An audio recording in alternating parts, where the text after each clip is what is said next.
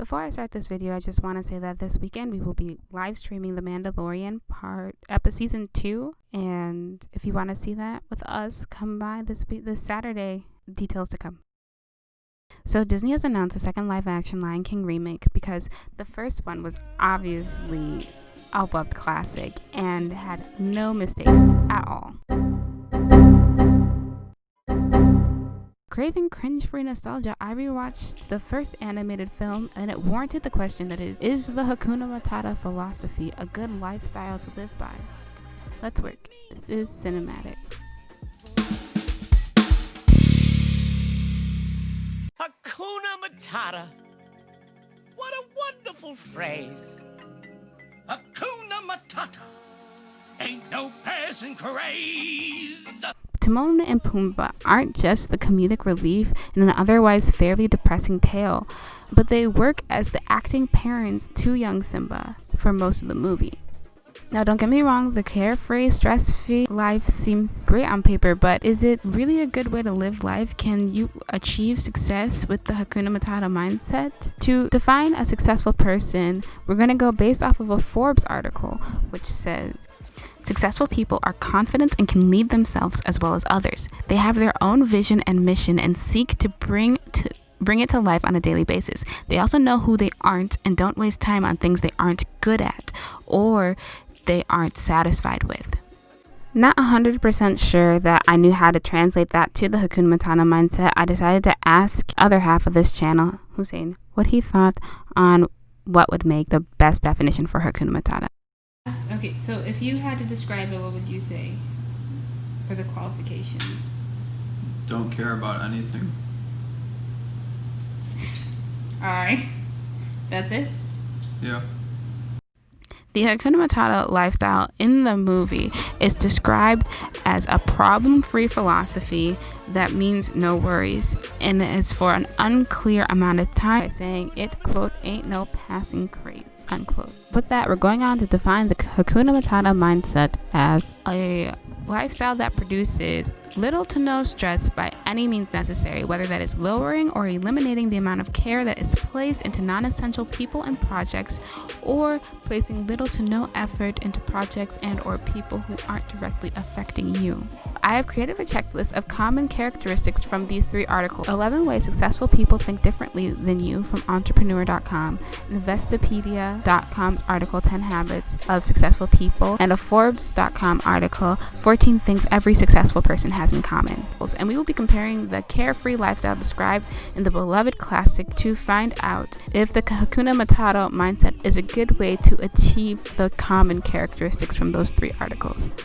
Here's what the articles all had in common. 1, successful people are organized. 2, successful people are proactive or continuously learning. 3, successful people are constantly growing. 4, they are realistic/optimistic. 5, they don't self-sabotage. 6, they meditate or relax. 7, they are health conscious. And 8, and they know what they want from life. So of those things, how many do you think are would fit into the Hakuna Matata lifestyle? I'd say all of them. See, I thought about all of them except for the last one. Really? Yeah, I don't think the last one fits. Why do you say the last one fits? They know what they want from life. It's all about, Hakuna Matata means no worries, right? So, in a way, going after what you want shows that you don't have any worries, because a lot of the reasons people don't go after what they want is because of what they worry about in external factors.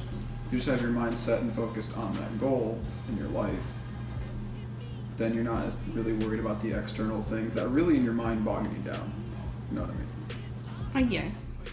Here's where Hussein and I disagree. You see, the problem with the Hakuna Matata lifestyle is that it creates an easier streamline for selfishness or egocentrism. In our interpretation of the lifestyle, it assigns little room for caring about others outside of yourself. And even when that is the case, the amount that you are able to care for people is limited as well. When you invite other people into your life, you invite their stress and worry and cares along with them. And that's not very Hakuna Matata. If a person knows that they want a family or support circle in their life, this might not be the best way to get it.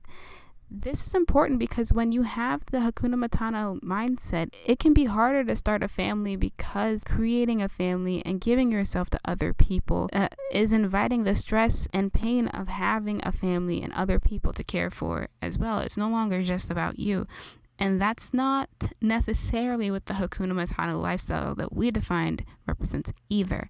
My problem is, in my opinion, I don't think a lot of people will be in the position to know what they will want in the next 10 to 20 years. And a lot of the time when it comes to growing a family and having a support circle, living this Hakuna Matata lifestyle can be debilitating because people won't be able to circle around you if you're not willing to invest back into them what they invested into you. And because of that, I have to say that if you are a social person and being around other people is a part of your future that you see, I don't think this is the best way to be successful, because a part of your success would be having that family feeling, or at least a support group. However, if you are a dark and mysterious kind of drifter kind who wants to be like a lonely millionaire, like Christian Grey, I presume, where everyone is always an arm away, then this was probably perfect. And hey, with the pandemic ripe in the States, I think the Hakuna Matata mindset might be the right way to go for at least the next couple of months. That being said, that's all I have to say. Thank you so much. Be sure to like and subscribe. We make new content like this regularly on this channel, and we will be back. Bye. Also, again, we are live streaming the our reaction to the Mandalorian Season 2, Episode 1 this Saturday, October 31st, Halloween. So be sure to stay around and watch it with us. All right, bye.